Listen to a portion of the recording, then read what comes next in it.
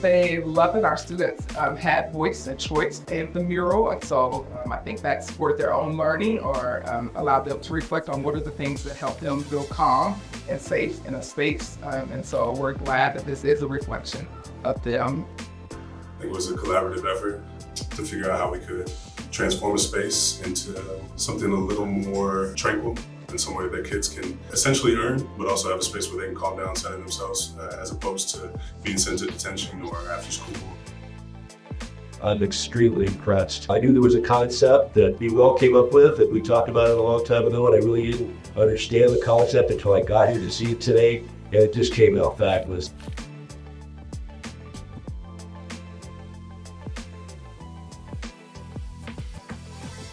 I approach art through a universal design. I worked with the G-Core students. We sat down through a series of 2 different workshops. And the first one was more of a rapport building workshop, getting to know what their days are like, what they're dealing with at school.